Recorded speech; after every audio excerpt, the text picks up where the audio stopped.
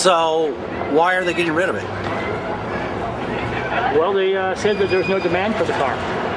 Are they insane? That's a no-brainer. Of course there's a demand. Save gas, save people, save air, save oxygen, save the world. All sounds good to me.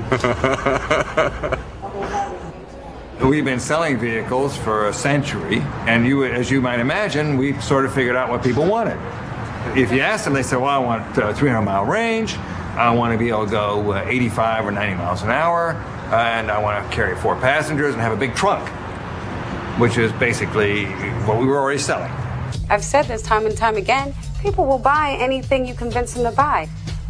You feed people enough, and they believe that's the diet. Consumers, they couldn't see the difference between an electric car and a car they were already driving, because they don't read environmental impact. They don't read political instability caused by oil production in the Middle East. All they read is, does this car work and how much does it cost?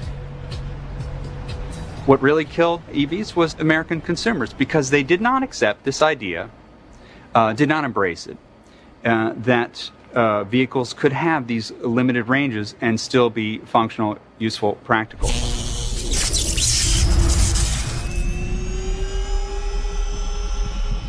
Did the electric car die because of battery technology? Did EVs really not have enough range? And did car companies use the best batteries available? Battery technology at that time was lead-acid batteries and allowed the car to go 60 miles. If you started out on a trip knowing that you were going to go dead in 60 miles, you'd be nervous about making the trip. People think that they need a car that will go 300 miles and be able to charge it up or refuel it in 5 minutes. For virtually 90-95% of your driving, you really don't need that. You need a vehicle that will go at least 60 miles or so, and that way your daily commute is covered. For those who wanted greater range from an EV, 100 miles or more, a better battery already existed, developed by a well-known inventor working in Troy, Michigan, about 30 miles from General Motors headquarters. I'm standing. And Iris Ovshinsky. I think you shouldn't do it that way. You should say you're Stan Ovshinsky, and then I'll say I'm Iris Ovshinsky. Don't do it that way. That's funny. With over 200 patents to his name, Stan Ovshinsky had pioneered a new battery, and GM purchased controlling share of his company. We were chosen over 60 different big companies like Westinghouse and others who wanted to win the race to make the batteries that would be used in pure electric cars. And we were chosen because we had a battery. And to us, putting it into a car was not the most gigantic thing. What we were supposed to do? But you did sort of expect champagne and roses. I expected champagne and roses. When I said that we were going to put in a paragraph into a newspaper that said we had achieved this, I really expected congratulations to flow in. And then I knew that something was different when the opposite happened. Ovshinsky was censured for publicizing his battery advances without permission and asked not to run advertising in national publications. The EV1 debuted with a weaker battery. It would be another 2 years before Ovshinsky's batteries were installed in the EV1. The first version of the EV1 had defective Delco batteries in them, and they kept failing. So that was GM's failure on those batteries. Once they put good batteries in, they didn't have any problems. Ultimately, GM sold its share in Ovshinsky's company to an unlikely buyer. Then when the nickel metal hydride batteries were improved so that they're now lasting longer than the life of the car and cheaper than an engine, Chevron Texaco stepped in and purchased control from General Motors of Ovshinsky technology.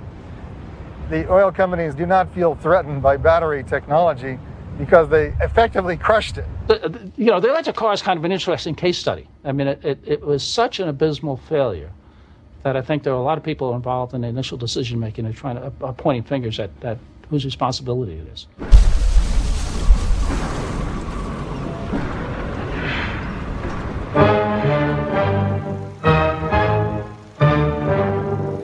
To Basra and all Iraq comes good news with the opening of a new oil field. The pipeline runs across the desert to the Persian Gulf at Fayal. There, tankers load up with the precious fuel the world needs so badly. Yes, it's a big day for Iraq, and there's a feast to celebrate. Sheep stuffed with rice and a host of other good things. But that's only the first of the good things that will come to Iraq, thanks to oil.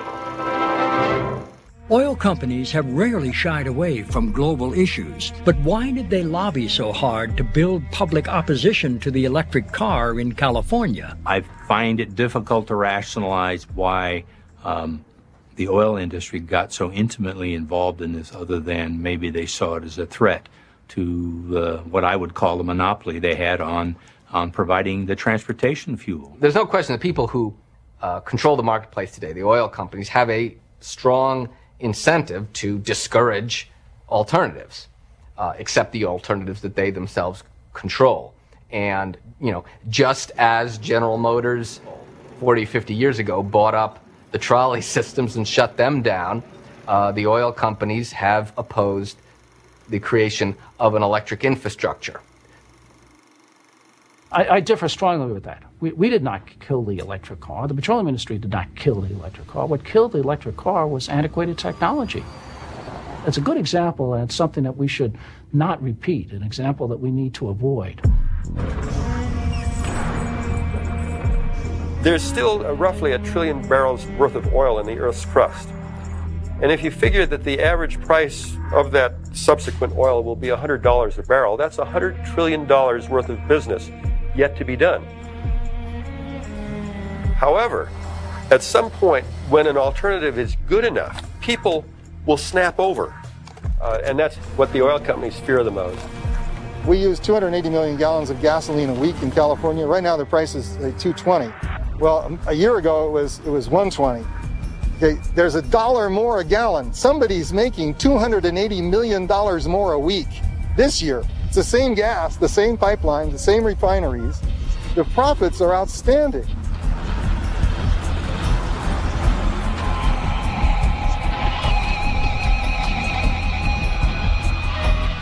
What the oil companies feared is that electric vehicles would become successful 6 years from now. What the automobile companies feared was that they'd be losing money on electric vehicles in the next 6 months.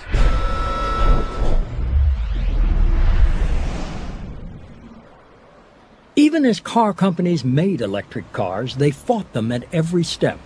What was their motive? Why were they so determined to take them off the road?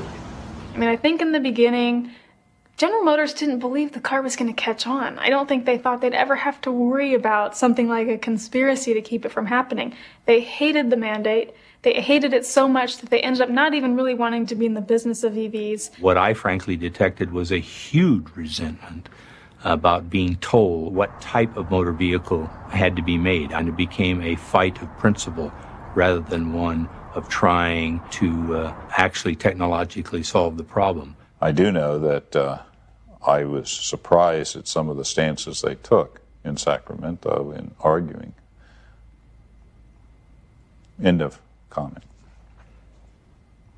In a confidential 1995 memo, the American Automobile Manufacturers Association sought to hire a PR firm to manage a so-called grassroots and educational campaign to create a climate to repeal the mandate. The challenge, according to the document, was greater consumer acceptance of electric vehicles. Why would the car companies campaign so hard against their own creation? I made the case at the General Motors board that the reason for the EV